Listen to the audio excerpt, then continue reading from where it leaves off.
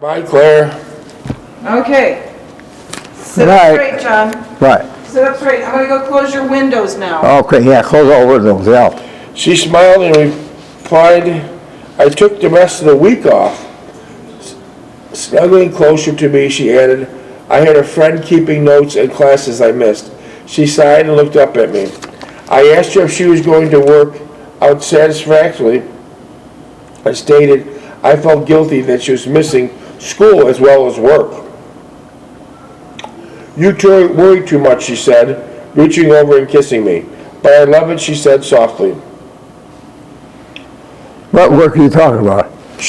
When you left your furlough early, you went to meet Ann. You took the train to Owensboro, Yeah.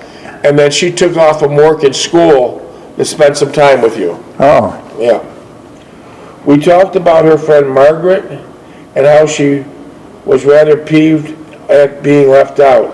Ann then mentioned that Margaret was rather jealous that I preferred Ann.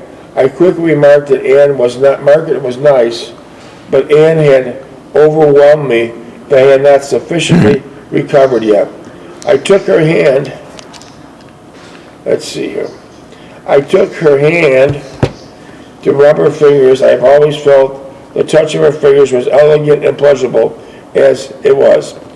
They were well formed and she had neatly trimmed nails, and they were tinted as pale as red. They were exciting to look at in a sensuous way. She laid her head on my shoulder and I could feel the softness of her hair. She also said that her mother was impressed with me and liked me very much. It was not like the typical soldier she had formed an opinion about. Anne also reiterated that I was the first serviceman that she knew intimately, and as a matter of fact, she knew no other servicemen. She did not frequent the USO in town. Besides, there was too many servicemen who made the trip to Owensboro. Her life revolved around school and making her mother's life some meaningful after the death of her father. She had thought about that after graduation, wondering how she would manage her new career and still look after her mother. It immediately struck me that she had the same problem that I had acquired, relative to my mother's situation. I then said at the beginning here, in the picture, made things even more complicated. And if it was another factor to consider to adjust, she claimed she would handle it without any problem, and it was just as least of her concern. Without realizing and not thinking before I spoke, I said my mother would present a problem. I told her my mother would present a problem, and it would not be solved that quickly. We would have a difficult time with Mother, and I would go so far as to say that in all probability it would jeopardize our relationship. She was startled and was puzzled by what I had just said. I tried to explain my way out of the predicament I had created. I started by saying that my mother was a strong-willed and very definitive ideas relative to what she believed. Our religion would be a problem, for she was a deeply devout Catholic and felt very strongly not to commingle out of one's established doctrine. As I attempted to make it clear all that I had said these several minutes, I could see Anne's despair on Anne's face, and I wish I had not gone down this path. Cognizant of the fact that I had said more than I should have, and seeing Anne's reaction to which I divulged, I decided to forge ahead and go all the way and let the chips fall where they may. I continued as the core of our discussion, my mother. I held her hand in mine and began stating that I'm sure my mother would love her as I did, but it would take some time for her to adjust to the idea of her presence. She was extremely independent, or at least she thought so. She would gradually begin to exclude herself from our relationship, which was slowly gravitate into resenting our personal life together. I felt that I presented a dismal, eerie picture regarding my family in an attempt to change the subject. Anne would not hear of it and prodded me on it, in pursuit of an explanation for the statements I had just made. My face became warm and the blood raced to it, for I had never talked that intensely with anyone about my family. I blurted out that my mother was cantankerous in many ways and was a difficult person to get to know. But I interjected, once she got over the rough exterior, she was the kindest, warmest person imaginable. She would do anything for you, providing it was for your own good. But there was only this aberration in her personality that filtered out much of her relationship with other people. And then said something that jolted and shocked me. Oh, she must be just like you. I'm sure I would get to love her, she explained quite calmly. I looked at the amazement, wondering how she could have said, knowing that she startled me. She put her arms around me and gently kissed me. She warmed up and to me and as we embraced. I hoped this would be the end of this conversation. She said that it was getting late and that we had better get settled down for the night. As we drove back to Weatherbury's, neither of us said much. For the first time I felt awkward sitting next to Anne while she drove. I thought I should be driving. Where is my masculinity?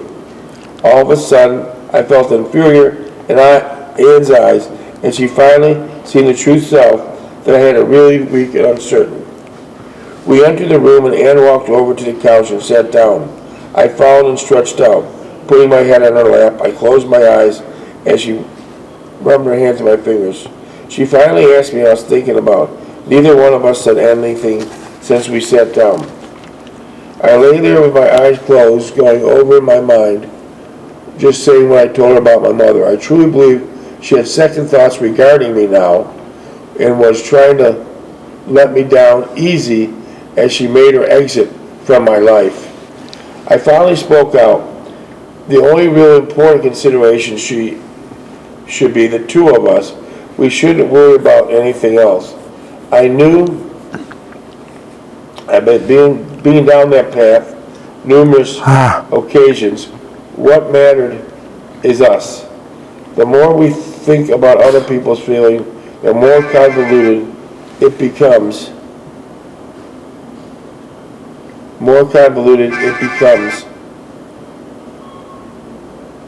For us, and before we know it, our entire relationship has been completely compromised. Anne said nothing but continued running her fingers through my hair. She then quickly said, I think we should get married. I sat up and with a jerk and looked at her. She was perfectly serious. Well, isn't this what you've been leading to all along? I thought at the moment came the realization that she was correct. She was uncanny in her perception of my thoughts. I asked her what she thought and quickly replied that she had to come to a conclusion weeks ago. I lay back on her lap and felt relaxed. At that moment I jumped up and stood and exclaimed, let's go, let's get married. She looked at me and said, don't be foolish.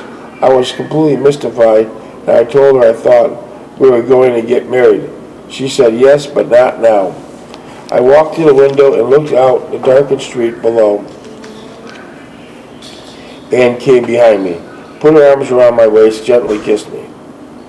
I heard the car start up and I could see that she walked to the door and left the room.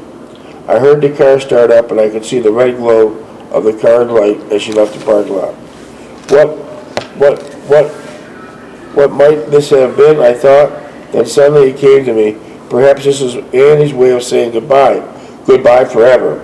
A feeling of despair overcame me, and once again I thought I was really wanted was a reality not mine to attain. And when Anne did not call to tell me that she arrived home safely, it only confirmed my wildest fear all the more. It was over and I botched it again. I lay in bed devastated, trying to think of what I've done next. Should I go back to camp early? That day, that did not appeal to me. Should I go to Evansville? That was worse yet. Or should I stay here? The thought of my first trip here alone before I met Ann was disdainful. I did not know what to do. Perhaps I should have stayed at home my entire furlough. That did not appeal to me either. I think I was like a rudderless ship drifting helplessly and powerlessly into a violent storm. I felt completely lost, and then it was when I came to full realization of how much I depended on Ann for my sense of well-being and purpose in life. Without her, all meaning escaped. It was a place was ever-widening depression and chasm growing even wider with no chance of returning to a life which she had made for me. I was utterly desolated, and until exhaustion had overcome me, that sleep finally gave me some respite from my torment and misery. I woke in several times during the night, and it took me several moments to rediscover my plight, only to feel worse each time I awoke. I was up early the next morning. Sleep has not refreshed me, as I've been up all night. Perhaps I thought a cold shower would revive me. I could not shed the feeling of despair. It only came, the whole self is a thick fog, engulfing my entire little world. As I dressed, I tried to think of straight form some sort of plan what I was going to do. Any mail? No mail. All right, let's take a break for a minute. We'll have a little drink. Okay. John, you want some water? No, did you close the windows? Yes, I closed the windows.